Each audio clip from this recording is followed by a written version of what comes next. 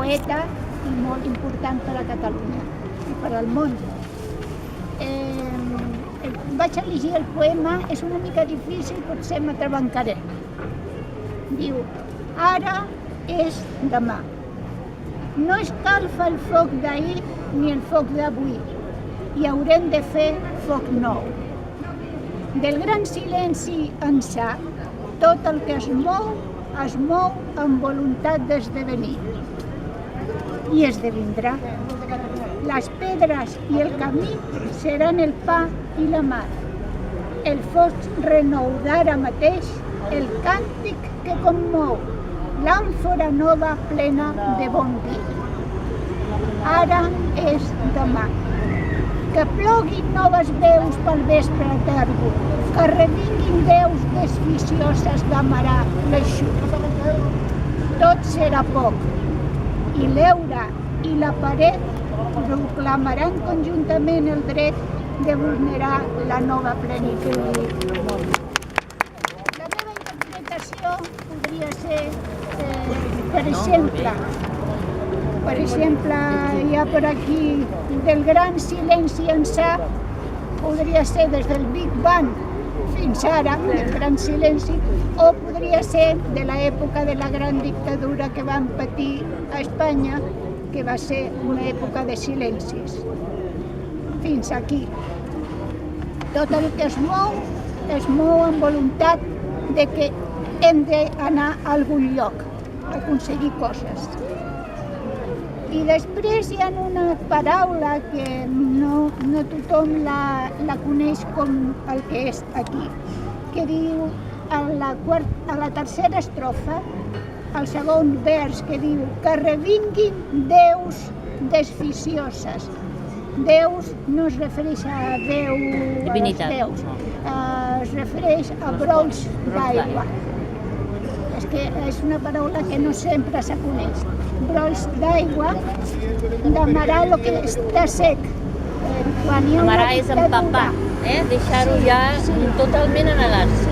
Perquè quan hi ha silenci, quan hi ha una dictadura, quan hi ha una repressió, tot queda sec. Però les ganes d'un futur la tenim sempre.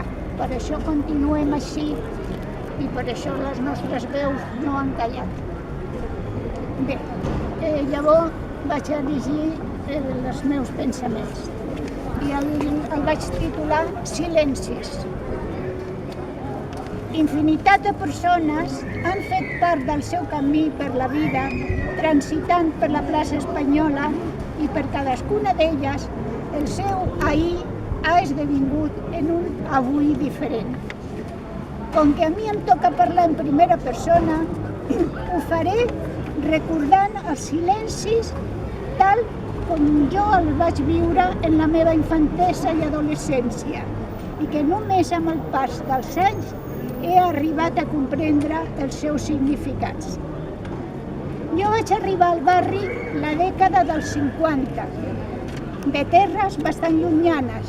Soc nascuda a Marroc. Ah, sí? Sí. Aquesta plaça per a mi va ser un lloc de pas per arribar a missa de Déu. Amb el vestit dels diumenges i els guants de reixat. Va ser el primer intent d'acostar-me a una societat desconeguda, però aviat vaig anar intuint alguns silencis i veient actuacions que no m'agradaven. I malgrat l'educació religiosa rebuda fruit de l'època, m'hi vaig anar allunyant lentament de la religió de l'Església. Per poder estudiar el batxillerat del moment, vaig haver de sortir del barri perquè pels voltants no hi havia escola que impartissin, ni alumnes que ho sol·licitessin. Llavors no era tan fàcil en un institut. Això ens ho he explicat moltes vegades, Us ho he dit moltes vegades. I va ser aleshores quan vaig començar a sentir el pitjor silenci que es pot viure. No com ara. El de la llengua. Aquella llengua que sabia que existia, però que no es parlava al meu voltant. Aquell silenci que ofegava tanta gent i que jo només podia intuir quan es sentia a la ràdio a los discos dedicados. I quasi insistentment cançons com La Pepa Maca i alguna més.